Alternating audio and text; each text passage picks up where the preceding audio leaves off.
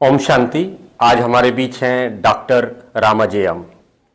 आप पिछले 20 वर्षों से मेडिटेशन की प्रैक्टिस कर रहे हैं और आप साइकेट्रिस्ट हैं। Bengaluru निम्हांस national institute of mental health and neuroscience में जो भारत का एपेक्स इंस्टीट्यूट है मेंटल हेल्थ से रिलेटेड बेंगलुरु में, उसमें आपने कई वर्षों तक कार्य किया। वर्तमान समय में आप हिमाचल में आईआईटी में कार्यरत हैं। आज हम सौभाग्यशाली हैं कि हमारे बीच हमारे प्रश्नों का उत्तर देने के लिए आप उपस्थित हैं। भाई साहब, आप राजयोग का भी अभ्यास करते हैं और एज ए साइकेट्रिस्ट आप कई मानसिक अवस्थाओं को भी देखते हैं। तो कुछ प्रश्न हैं मेरे आपसे। ये कईयों को उत्सुकता भी है और कईयों को वहम भी है। इन सब के हम आज प्रश्नों के उत्तर आपसे जानना चाहेंगे। मेरा पहला प्रश्न है, क्या राजयोग मेडिटेशन हेल्पफुल है हर तरह की साइकोलॉजिकल या साइकाट्रिक डिसीज में, या कई बार एडवर्स इफेक्ट भी ये डाल देता है? हाँ जी, एक इम्पॉर्टेंट क्वेश्चन है क्योंकि आजकल योगा मेडिटेशन के बारे में बहुत पुश कर रहे हैं कई सारे लोग, गवर्नमेंट भी पुश कर रही है। तो इसलिए कई सारे लोग अपने अपने तरीके से पुरुषार्थ कुछ न कुछ प्रैक्टिस करते जा रहे हैं। तो कॉमन पब्लिक के लिए एक अंडरस्टैंडिंग होनी चाहिए कि क्या इससे सिर्फ फ़ायदा ही मिलेगा या कुछ नुकसान भी हो सकता है। वैसे इन जनरल अगर देखें तो ये जो complementary practices, meditation related practices हम कहते हैं, योगा हो या मेडिटेशन हो ऐसे रिलेटेड चीज़ें जो भी है, उसे इन जनरल फ़ायदा तो है ही, इसमें कोई डाउट नहीं है। जब नुकसान की बात आती है, एडवर्स इफेक्ट्स की बात जब आती है, उसका कुछ स्पेसिफिक कारण होता है, वो हम बाद में भी डिस्कस करेंगे वैसे तो। लेकिन कहाँ मेडिटेशन को सिखाना नहीं है, उसका कुछ स्पेसिफिक इंडिकेशंस होते हैं, तो वो जानना बहुत ज़रूरी है। अदरवाइज इन जनरल कोई भी मेडिटेशन का प्रैक्टिस कर सकते हैं, उससे फ़ायदा ज़रूर होता ही है। कुछ ऐसे कंडीशंस होते हैं, खास फॉर एग्जांपल साइकोसिस रिलेटेड प्रॉब्लम्स बोलते हैं। साइकोसिस रिलेटेड प्रॉब्लम ना इन जनरल अगर लेमन टर्म्स में एक्सप्लेन करना है, उनको जो भी कुछ अंदर प्रॉब्लम हो रहा है, वो प्रॉब्लम है वो समझ भी उनको नहीं होता है। ऐसे जो बीमारियां होती है उसको हम साइकोसिस कहते हैं। मैं बहुत सिंप्लीफाई करके बता रहा हूँ।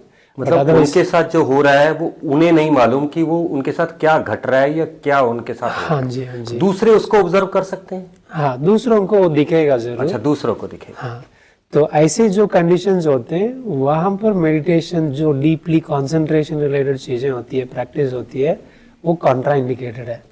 तो अगर वो करेंगे तो और वर्स भी हो सकता है।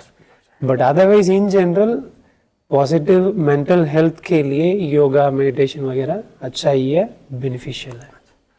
तो अभी हमने जैसे मेडिटेशन की बात करी, इसका हेल्पफुल है या नहीं है, तो दूसरा प्रश्न उठता है, मेडिटेशन सीखे कैसे? तो आजकल YouTube वगैरह पर या कोई अपने आप से ही मेडिटेशन करना शुरू कर देता है किसी भी विधि से, और अपने ऊपर इतना एक्सेसिव जोर दे देता है, तो उससे कई बार उसका मानसिक संतुलन बिगड़ जाता है। और ये अक्सर जो आम जन है वो ब्लेम करते हैं कि जब इस राह पे कोई चलता है तो उसका मानसिक संतुलन बिगड़ना शुरू हो जाता है। क्या ये ठीक है या किसी किसी केस में होता है, ये बिल्कुल ही गलत है ये बात? हाँ जी, तो सोशल मीडिया का जो भी कुछ फ़ायदा है, बहुत सारी चीज़ें हैं, और आज हम मेडिटेशन के बारे में या योगा के बारे में इतना डिस्कस कर रहे हैं, मतलब उसका भी एक कारण एक्चुअली सोशल मीडिया है। अगर 10 साल से पहले किसी से अगर पूछें, किसी को कुछ पता भी नहीं था, लेकिन आज सभी मेडिटेशन योगा के बारे में बात करते जा रहे हैं। This is one side of the story. But अगर दूसरी साइड, दूसरे एंगल से आप देखें तो इतना पॉपुलर हो गया योगा मेडिटेशन, तो कोई भी कुछ ही सोशल मीडिया खोलता है और वहाँ पर जो भी मेडिटेशन के नाम पर वो कौन है, उनका बैकग्राउंड क्या है, क्या टेक्निक है, वो भी समझने का कोई कुछ प्रयत्न नहीं करते हैं। बस सभी कह रहे हैं कि मेडिटेशन से फायदा है, योगा करना अच्छा है, तो कोई कुछ कह रहा है, बस खोला शुरू कर दिया अभ्यास। तो प्रॉब्लम कहाँ से होता है? मेडिटेशन करने से या यूट्यूब से सीखने से प्रॉब्लम नहीं है। प्रॉब्लम इसलिए होता है वो सिखाने वाला कौन है, उनका बैकग्राउंड क्या है, उनका इंटेंशन क्या है और कंटेंट क्या है। तो एक जनरल एटलीस्ट सुपरफिशियल अंडरस्टैंडिंग कुछ ना कुछ उनको होना चाहिए। अगर अंडरस्टैंडिंग ही नहीं है, सभी कह रहे हैं कि अच्छा है, सभी कर रहे हैं तो मैं भी करूं, ऐसा समझ के जो भी सोशल मीडिया में जाके कुछ सीखना शुरू करते हैं ना, वहां पर दिक्कत होती है। क्योंकि बिना अंडरस्टैंडिंग आप कोई भी चीज सीखने के लिए जाएंगे तो उससे आपको नुकसान होने का मार्जिन बहुत ज्यादा होता ही है। तो वैसे मेडिटेशन में भी हो सकता है। अदरवाइज इन जनरल भारत में भी अगर आप देखें तो ऐसे जो भी कुछ स्पिरिचुअल प्रैक्टिसेस होते हैं, गुरु बहुत बहुत इम्पोर्टेंट है। यहाँ पर वैसे लोग तो ट्रेडिशनली कह के आ रहे हैं। तो आजकल के हिसाब से ये जो सोशल मीडिया इतना पॉपुलर हो गया, सारी चीजें उसी में ही सीखने के लिए जा रहे लोग, इस कॉन्टेक्स्ट में जिनको ये सारी चीजें पता है, जिन्होंने अभ्यास किया है सही रीति से कहीं से सीख के, उनके अंडर उनके सुपरविजन में सीखना बहुत बहुत जरूरी है। बाकी सोशल मीडिया में जो भी मिलता है कुछ अच्छी चीजें लेना ठीक है, बट जितना आप डेप्थ में जाना चाहेंगे उतना आपको कोई कुछ फिजिकल लेवल पर भी गाइडेंस जरूर चाहिए। नहीं है तो आप कहाँ जा रहे हैं, क्या कर रहे हैं, एक लेवल के बाद आपको समझ में नहीं आता है। तो फिर उसके बाद it takes a different turn. कोई कुछ ऑर्गेनाइजेशन के ऊपर कुछ दोष लगाते हैं या और कुछ चीज़ों के ऊपर दोष लगाते हैं। प्रॉब्लम तो कहाँ है? खुद के ऊपर है। हमने कहाँ जो भी जिन्होंने कुछ डाला है उनको उन चीज़ों को उठाया, वैसे अभ्यास करना शुरू कर दिया, प्रॉब्लम हुआ है। मतलब आप ये कहना चाह रहे हैं कि अगर उत्सुकता, क्यूरियोसिटी तो थोड़ी बहुत ही शांत करता है यूट्यूब, लेकिन अगर उसकी गहराई में जाना है और उसकी मास्टरी करनी है और उससे कुछ फायदा उठाना है, तो क्या यूट्यूब पर एक्सपर्ट जो है उनकी यूट्यूब से सीख सकते हैं? मान लो कोई एक्सपर्ट है मेडिटेशन में, जैसे ब्रह्मा कुमारीज में शिवानी सिस्टर हैं, एस्कॉन में है, आर्ट ऑफ लिविंग है, काफी फेमस है हमारे भारतीय संस्कृति में, और भी कई चीजें हैं। उनसे अगर हम उनके ही एक्सपर्ट्स वो यूट्यूब पर सीख कर आगे बढ़ सकते हैं, कि इसमें भी आप सलाह देंगे कि हमें मतलब ऑनलाइन ना लेके ऑफलाइन उनसे पर्सनली जानना चाहिए? अच्छा क्वेश्चन आपने पूछा है। मैंने बहुत जनरली कहा। वैसे अगर इन शॉर्ट बताना है तो जो डीपली कोई भी कुछ चीज सीखना चाहते हैं, कितने भी बहुत बड़ा एक्सपर्ट हो यूट्यूब से सिखाने वाले, एक लेवल तक, एक अंडरस्टैंडिंग तक जा सकते हैं, लेकिन उसके बाद फिजिकली जाके ऑनलाइन ऑफलाइन में सीखना बहुत बहुत ज़रूरी है, कितना भी बहुत बड़ा एक्सपर्ट हो। उसका कई कारण होता है। एक इम्पॉर्टेंट रीज़न ये है, ये जो भी कुछ स्पिरिचुअल प्रैक्टिसेस होते हैं, इन सब चीज़ों का सेंट्रल आइडिया ये है कुछ ट्रांसफॉर्मेशन, परिवर्तन। और ये जो परिवर्तन चीज़ है ये सिंपल नहीं है। ये जब हम अंदर से हार्टफुली उसको करना शुरू करेंगे, उससे बहुत सारी चीज़ें अंदर से निकल के बाहर आता है। उसमें दर्द दुख एक बहुत इम्पोर्टेंट हिस्सा बनता है। तो उसको कैसे हम हैंडल करना है वो ऑनलाइन में सीख नहीं सकते हैं। तो अगर आप एग्जैक्टली जो भी स्टेप्स वो कहते हैं यूट्यूब में, जो भी एक्सपर्ट कहते हैं सिखाते हैं, एग्जैक्टली वैसे ही आप फॉलो करेंगे तो भी एक लेवल के बाद आप सही कर रहे हैं या गलत कर रहे हैं वो समझना बहुत मुश्किल हो जाता है। तो उस टाइम पर आपको ऑफलाइन में जाना ही पड़ता है, directly under the supervision of जो भी कुछ एक्सपर्ट यूट्यूब से आपने देखा सीखा, उनके पास जाना जरूरी होता है। अच्छा, मतलब ये तो क्लियर हो गया कि हमें सोशल मीडिया मददगार है, लेकिन वो अपने आप में पूरा हमारे को क्योर या मंजिल तक नहीं पहुंचा सकता। सही। एक क्वेश्चन और आपसे ही संबंधित है, आपके पेशे से।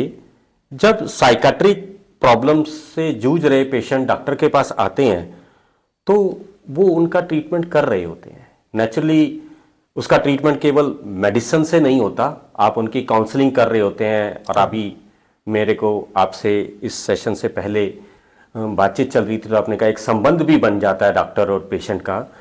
तो इसमें केवल डॉक्टर का ही उसमें रोल होता है या इसमें उनके परिवार, मित्रजन या उसके वेलविशर भी कोई उसमें इस बीमारी से निजात दिलाने में उसकी कुछ मदद कर सकते हैं, या कई बार वो ही इस बीमारी को बढ़ाने में कई बार अनजाने में कहीं जिम्मेवार तो नहीं होते?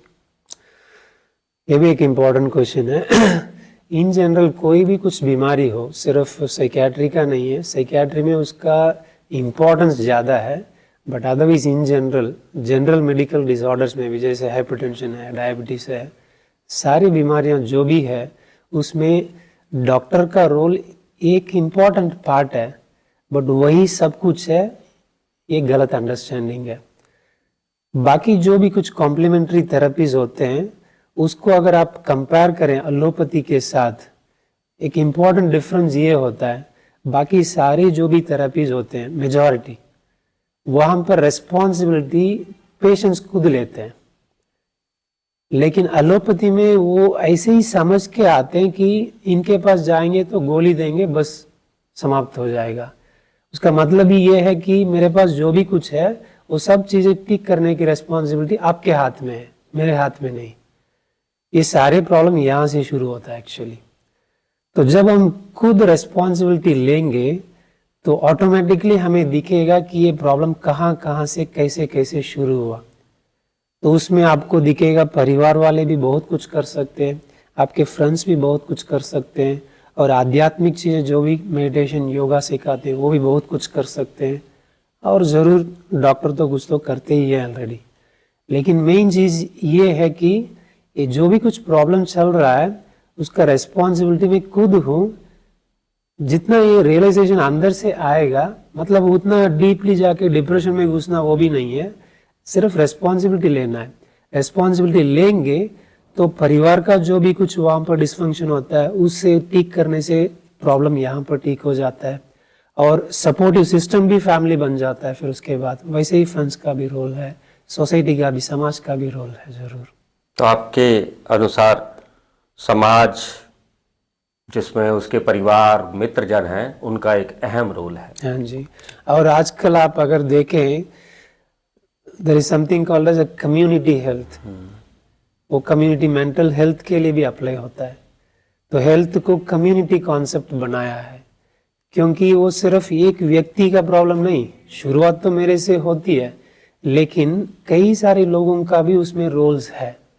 तो इसलिए एक इंडिविजुअल लेवल के हेल्थ से कॉन्सेप्चुअली भी अगर आप देखें, we are shifting towards something like community health. तो टर्म इटसेल्फ इम्प्लाइज फैमिली का भी बहुत इंपॉर्टेंट रोल है, बहुत कुछ कर सकते हैं, और बाकी भी समाज वाले भी बहुत कुछ कर सकते हैं, सभी का रोल है। डॉक्टर का एक इम्पॉर्टेंट रोल है ऑफ कोर्स। इसमें ब्रह्मा कुमारी क्या मदद कर सकती है? जैसे मैंने कहा है, जैसे फैमिली का कुछ रोल है या फ्रेंड्स का कुछ रोल है, और सोसाइटी वाले जो भी कोई है उनका भी कुछ रोल है, एग्जैक्टली इन इक्वल टर्म्स जो भी आजकल आध्यात्मिकता, स्पिरिचुअलिटी सिखाते हैं, उनका भी बहुत इम्पोर्टेंट रोल है। आजकल अगर आप डॉक्टर्स को भी देखें, बहुत मुश्किल है आपको डॉक्टर को ढूंढ के ले आना, ऐसे डॉक्टर को ढूंढ के ले आना कि उनको कोई कुछ प्रॉब्लम नहीं है। अच्छा। सबको जो दूसरों को ट्रीट करते हैं उनको भी बहुत सारे कुछ प्रॉब्लम्स होते हैं। तो आप समझ लीजिए, खुद को ही उतना प्रॉब्लम है तो दूसरों को कितना, कहाँ तक ट्रीट कर सकते हैं? सिर्फ दवाई तो दे सकते हैं, टैबलेट तो दे सकते हैं, लेकिन जैसे आपने क्वेश्चन पूछा फैमिली का और किसी का भी रोल है, तो उन सब चीज़ों का सार ये है, एक संबंध बनता है जिसको हम थेरेप्यूटिक अलायंस बोलते हैं। उससे बहुत सारी चीज़ें ठीक होती है, उसके साथ एडिशनली दवाई भी काम करती है।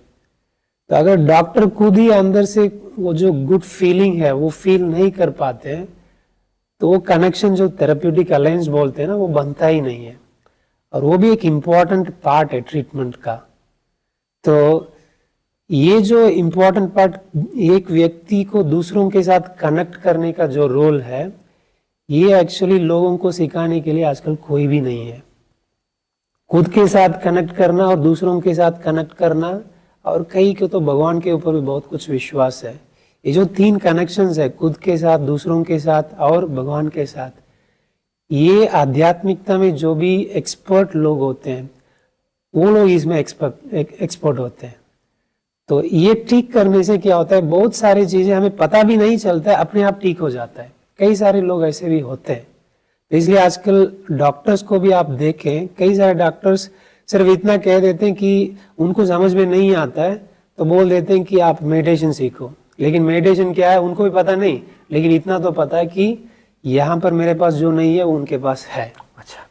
तो इसलिए वहाँ पर जो भी कुछ स्पिरिचुअलिटी के नाम पर योगा मेडिटेशन सिखाते हैं, उनका बहुत बहुत इम्पोर्टेंट रोल है इन जनरल। तो उस कॉन्टेक्स्ट में देखें तो ब्रह्मा कुमारीज का भी तो जरूर अपना रोल है, वो भी एक बहुत इम्पोर्टेंट ऑर्गेनाइजेशन है। तो आपके हिसाब से ब्रह्मा कुमारी संस्था में कुछ ऐसे ही बीमारियों से जूझ रहे परिवार या खुद व्यक्ति जब आते हैं तो उनको राहत मिलती है? जरूर। कई सारे पेशेंट्स को हमने भी देखा है, उनके परिवार में कुछ प्रॉब्लम्स होता है, नहीं है तो प्रोफेशनली कुछ प्रॉब्लम्स होता है, या सोसाइटी के जो कुछ एक्सपेक्टेशंस होते हैं उसके हिसाब से कुछ प्रॉब्लम्स होती है। तो इन सब चीज़ों का सॉल्यूशन वहाँ पर इनको मिलता ही नहीं है। तो ऐसे लोग जब यहाँ का ज्ञान लेते हैं और उसका थोड़ा भी अवेयरनेस से प्रैक्टिस करना जब शुरू करते हैं, बहुत फर्क पड़ता है। तो कई सारे लोगों को हमने भी देखा है, हम खुद भी प्रैक्टिस तो कर रहे हैं, तो बहुत फायदा है जरूर। तो कुछ ऐसे पेशेंट अपने घर वालों के साथ या मित्र संबंधियों की बजाय औरों के साथ ज्यादा कंफर्ट महसूस करते हैं, मतलब अपनी प्रॉब्लम शेयर करने में, वो जबकि अपने पेरेंट्स या अपने जो उनके परिवार में उनके साथ रहते हैं उनकी बजाय किसी ऐसे व्यक्ति के साथ ज्यादा कंफर्ट फील करते हैं जिनका उनकी लाइफ में कोई डायरेक्ट रोल नहीं है या उन्हें वो इतना जानता नहीं है।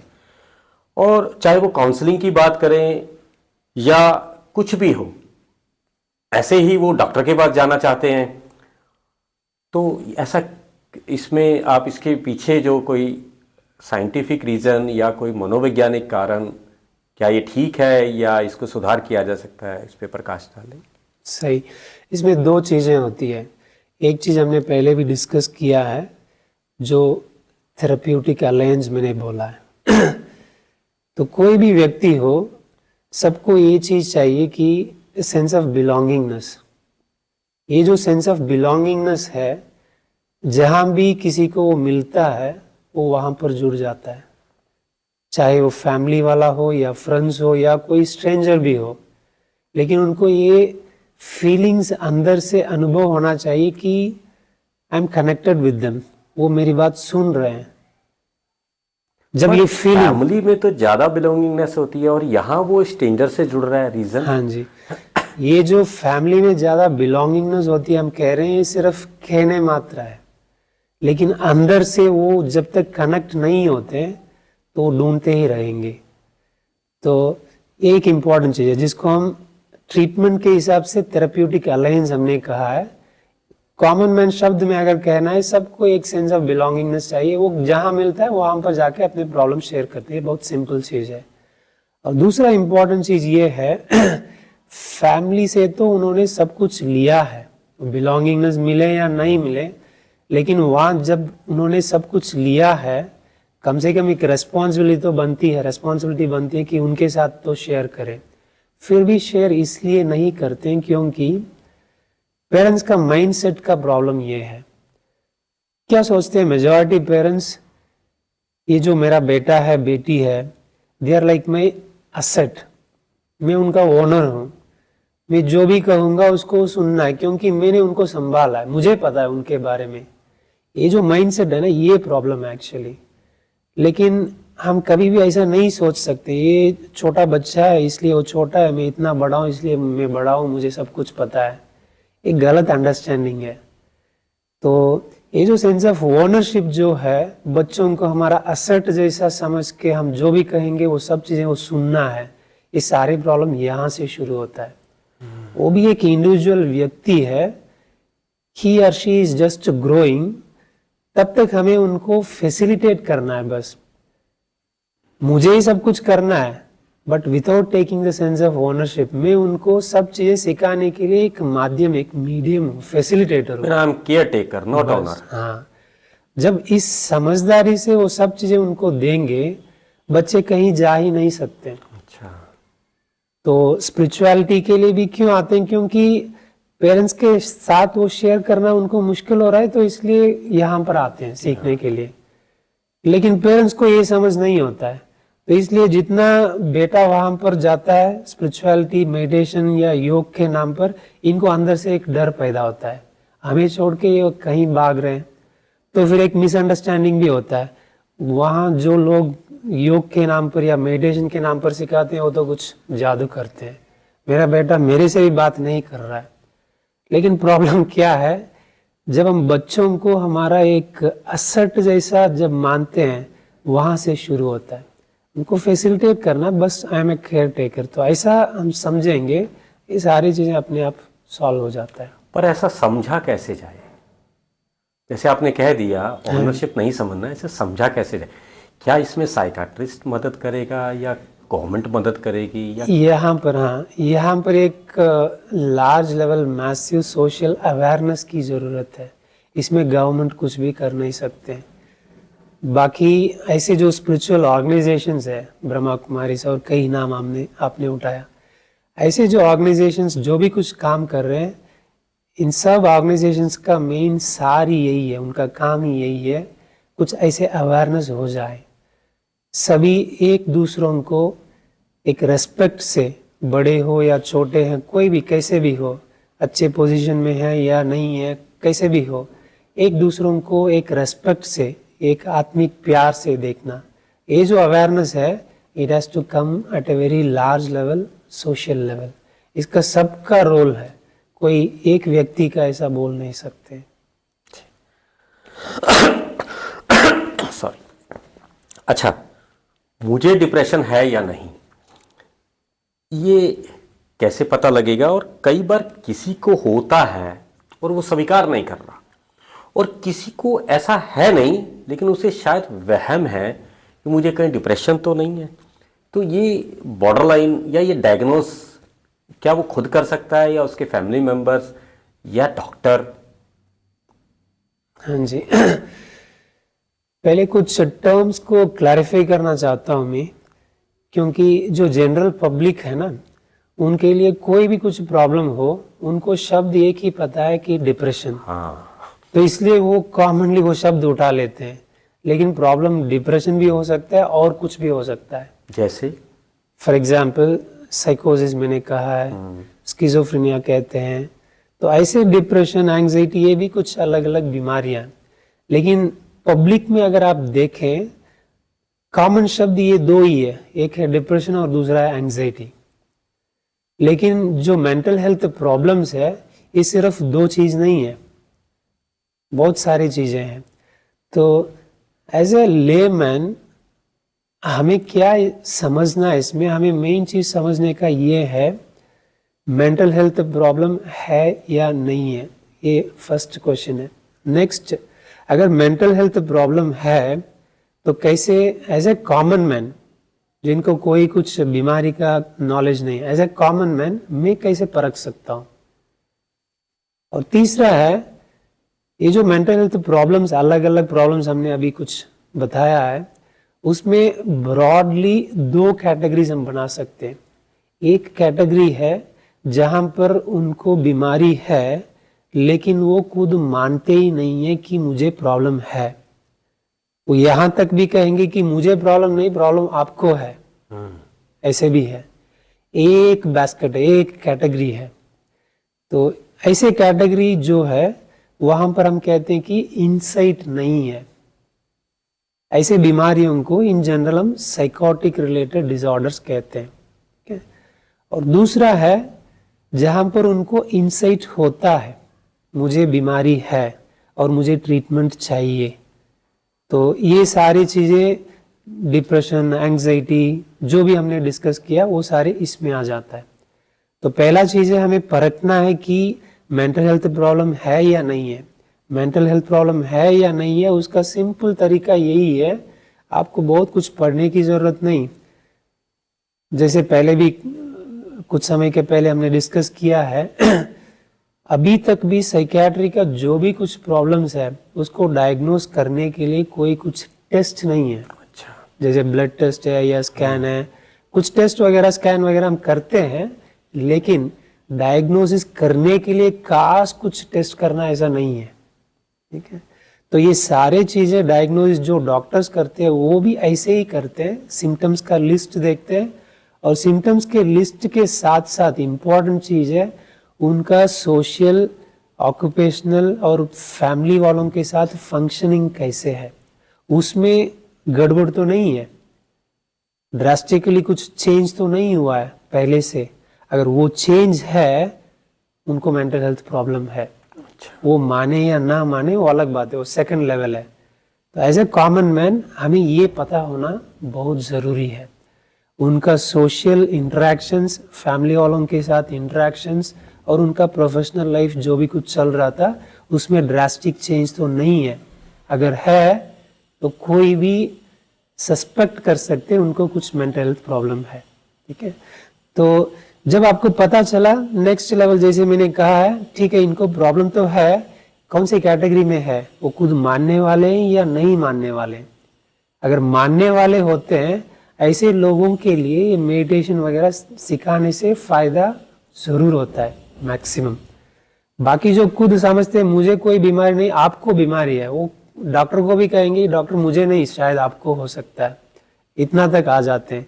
ऐसे लोगों को मेडिटेशन सिखाने से कभी कभी एडवर्स इफेक्ट्स भी हो सकता है, तो उनको मेडिटेशन या कुछ ज्यादा फोकस करने की चीजें सिखाना नहीं है। तो ये तो आपने क्लियर कर दिया कि डिप्रेशन है या नहीं, इसका कोई स्पेशल एक्यूरेट जैसे और डिसीजेज है उनका डायग्नोस होता है, ऐसा नहीं है। लेकिन फिर भी आपने जनरलाइज करके बताया, जैसे भी आप कुछ जैसे मैंने कहा डिप्रेशन शब्द एक्चुअली हम गलत यूज करते हैं, तो मतलब मैं भी गलत यूज कर रहा हूँ। मैं क्या कहूँ, मेंटल हेल्थ प्रॉब्लम है या नहीं है। क्योंकि डिप्रेशन एक स्पेसिफिक बीमारी है, हमें वो शब्द पता है तो इसलिए उसको बार बार यूज कर रहे हैं। इसलिए क्या होता है लोग भी कंफ्यूज हो जाते हैं, उनको कुछ नॉर्मल व्यक्तियों के लिए जो भी कुछ प्रॉब्लम होता है ऐसा होता है तो भी बार बार डिप्रेशन शब्द लेने से वो समझते हैं कि मुझे भी डिप्रेशन हो सकता है। तो इसलिए ये बेटर है मेंटल हेल्थ प्रॉब्लम वो शब्द यूज, मेंटल हेल्थ से प्रॉब्लम होती है। तो मैं भी इसको अपनी वोकैबुलरी को चेंज करता हूँ। अगर ये एक भ्रम है या मिसअंडरस्टैंडिंग है या ये क्या है, अगर कोई आध्यात्मिक संस्था या कोई भी कोई संस्था हो या किसी विधि से लोग मेडिटेशन करते हैं या जब तप करते हैं और वहां जाने से कई बार उस पर्टिकुलर व्यक्ति का मानसिक संतुलन बिगड़ जाता है।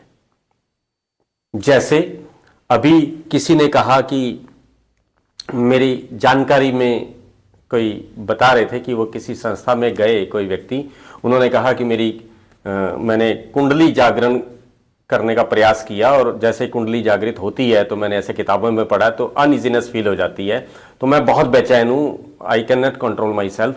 और ही कीप्स ऑन इंसिस्टिंग, उन जो एक्सपर्ट थे मेडिटेशन वाले कि उनको कह रहे कि आप मेरे को आप ही ठीक कर सकते हो, तो वो जोर देते रहे। तो ऐसा तो एक तो वो आया, दूसरा उसके आसपास वाले या उसके फैमिली के किन ये समझते हैं, उनके मन में एक फ्रेम बन जाता है। क्या ये सत्य है कि अगर हम इस तरफ मार्ग पहुंचेंगे तो क्या पता हमारा संतुलन हिल ना जाए और मेंटल हेल्थ बिल्कुल डिटेरियोरेट ना हो जाए। आपने एक्चुअली 2 क्वेश्चन पूछा है। जो लास्ट में आपने पूछा पहले मैं उसका उत्तर देता हूँ, फिर उसके बाद कुंडलिनी का डिस्कस करेंगे। तो ये जो अभी आपने बताया ये एक चीज को सिद्ध करता है कि स्पिरिचुअलिटी कुछ ऑर्डिनरी चीज नहीं है, बहुत पावरफुल चीज है। अगर एक व्यक्ति यहाँ तक आके आपको कहता है कि मुझे बहुत कुछ हो रहा है, कंट्रोल नहीं कर पा रहा हूँ, स्पिरिचुअलिटी के नाम पर उन्होंने कुछ करने के बाद ऐसे हुआ है, उसका मतलब है स्पिरिचुअलिटी में पावर है। पहले वो पावर कैसे है, पॉजिटिवली है नेगेटिवली है, वो नेक्स्ट लेवल है। अच्छा, इसको इस तरीके से भी देखा है। हाँ, तो spirituality it's not just some toy game, it's a powerful thing. तो वो खुद ही इस चीज को सिद्ध करता है। You may say that it is just like electric current. हाँ, तो अगर कोई भी चीज बहुत पावरफुल होता है, उस चीज को जब एक व्यक्ति अनुभव करेगा, अगर वो अनुभव जो है पावरफुल अनुभव पॉजिटिव है, और कोई चीज में उनको रुचि बनता ही नहीं है। This is a common sense understanding. से फॉर एग्जाम्पल, बच्चों को अगर कोई कुछ गेम, वीडियो गेम हो या कुछ ऑफलाइन गेम भी हो, बहुत अच्छा लगता है, उनको पता भी है कि पढ़ाई भी करना ही है, छोड़ नहीं सकते हैं, लेकिन पेरेंट्स को पता है कि कितना मुश्किल होता है उन बच्चों को वहाँ से ग्राउंड से निकाल के पढ़ने के लिए बिठाना, कितना मुश्किल होता है। दोनों जरूरी है, बच्चों को भी पता है, पेरेंट्स को भी पता है। एग्जैक्टली सेम चीज, जब बच्चों का मन वहाँ पर लग जाता है और उनको कुछ बहुत स्ट्रांगली अनुभव होता है, तो इसलिए वहाँ पर ही वो बैठना चाहते हैं। तो वैसे ही जो जनरल लिविंग है, हमारा कॉमन मैन जो लिविंग स्टाइल है, उसमें हम आध्यात्मिकता का जो डेप्थ है वहां तक हम जाते ही नहीं है, बहुत सुपरफिशियल लिविंग है। इसी में से क्या होता है, बहुत सारी चीजें हमें सेटिस्फाई हो जाता है, पैसा मिल जाता है, पोजीशन मिल जाता है, संबंध भी कभी कभी बन जाता है, सब चीजें मिल जाता है, लेकिन इससे भी और बेटर हम अनुभव कर सकते हैं, चाहे पैसा का हो, संबंध का हो या कुछ भी हो। लेकिन उन सब चीजों का आधार ये है कितना गहराई में अंदर आपने गया है। वो जो गहराई में जाने का रास्ता है ना, वही एक्चुअली सच्चा स्पिरिचुअल मार्ग है, उतना उसमें ताकत है। तो जैसे बच्चों को वहां पर गेम का एक रुचि मिल गया, तो वहां से हटाना उनको मुश्किल हुआ पेरेंट्स के लिए, वैसे ही इतने सालों सालों तक हमने तो सुपरफिशियली वैसे जी रहे थे, लेकिन वो बहुत बड़ा समझ के जी रहे थे, बहुत संतुष्ट है हम सभी ऐसा समझ के जी रहे थे। लेकिन अचानक ऐसे कुछ अनुभव होना शुरू हो गया, इससे बहुत गुना बहुत ज्यादा अनुभव है पॉजिटिवली। जब ऐसा अनुभव बहुत स्ट्रांग एक्सपीरियंस होता है, थोड़ा बैलेंस बिगड़ना शुरू होता है सबके लिए। जो सही रीति से अभ्यास करते हैं उनके लिए भी होता है शुरू में। तो इसलिए यहाँ पर गुरु की बहुत बहुत जरूरी है। गुरु माना जैसे गुरु शिष्य परंपरा ऐसा चाहिए, ऐसा भी जरूरत नहीं है, कोई गाइड करने वाले फिजिकली चाहिए, ऑब्जर्वर हो, जरूर चाहिए।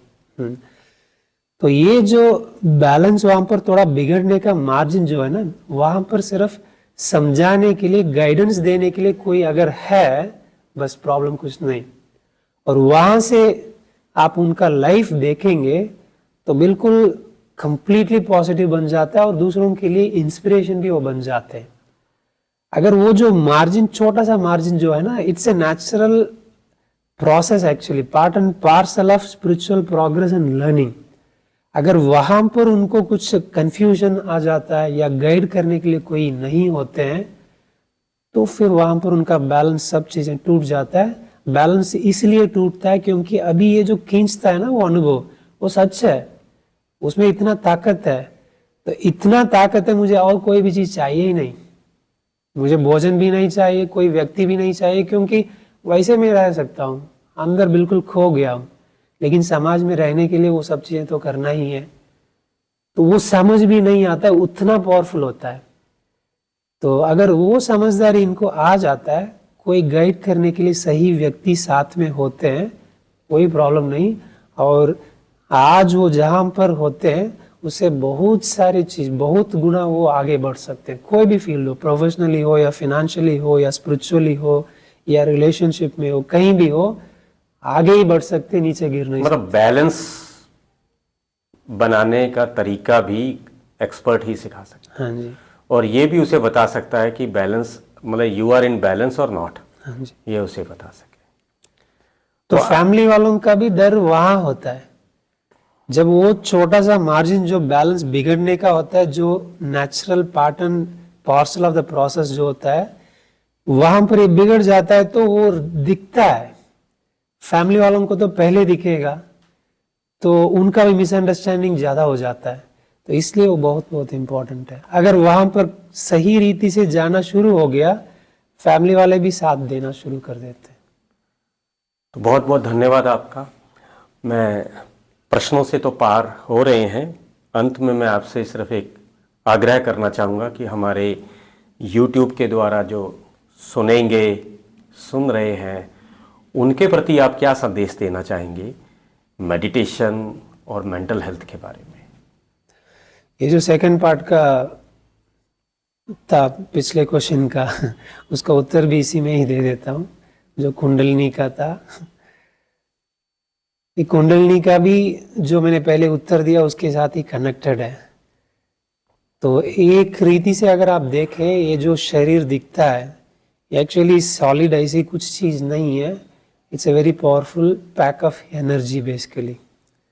तो जब वो संतुलन वहाँ पर बिगड़ जाता है, कौन सी एनर्जी कहाँ से कैसे कहाँ जाता है किसी को कुछ मालूम नहीं होता है।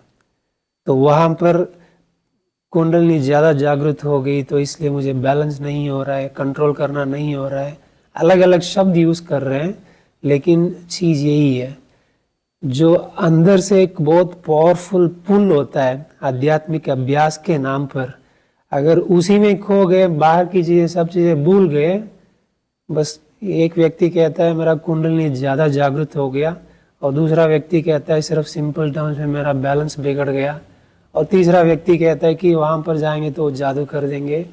शब्द अलग अलग है लेकिन चीज़ एक ही है। तो लेकिन वो कहाँ से शुरू हुआ वो भी हमने डिस्कस किया। शुरू वहाँ से होता है जब आपके लिए गाइड करने के लिए फिजिकली कोई नहीं होते, और ये खास तभी होता है जब सिर्फ सोशल मीडिया के ऊपर 200% डिपेंडेंट हो जाते हैं, खास यूट्यूब में। तो यूट्यूब में बहुत सारी चीज़ें, अच्छी अच्छी चीज़ें भी है, सब चीज़ें सीख सकते हैं। जो व्यक्ति 1 साल से भी सीखने के लिए बहुत मुश्किल से सीखते हैं, ऐसी चीज़ें आजकल हम 1 दिन से भी सीख सकते हैं। तो उतना बहुत मदद भी मिलता है यूट्यूब से, सोशल मीडिया से। लेकिन ऐसे जो कुछ चीज़ें हैं जिसको हम किसी के गाइडेंस के अंडर ही सीखना पड़ता है, स्पेशली कास्ट स्पिरिचुअल प्रैक्टिसेस, उसका आप अंडरस्टैंडिंग सोशल मीडिया से ले सकते हैं। लेकिन परिवर्तन की बात जब आती है, ट्रांसफॉर्मेशन की बात जहाँ होती है, वहाँ पर आप यूट्यूब से हट के ऑफलाइन में किसी के पास जाके सीखना बहुत बहुत ज़रूरी है। नहीं है तो बहुत सारे प्रॉब्लम्स होता है। तो मेरे ख्याल से यही सबको मैं, हाँ जी, थैंक यू, धन्यवाद। आपके भी अगर कुछ प्रश्न हो तो आप अपने YouTube कमेंट बॉक्स में डाल सकते हैं, हम अपने सेकंड पार्ट में उन सभी प्रश्नों को लेंगे। पुनः आपका धन्यवाद। Thank you.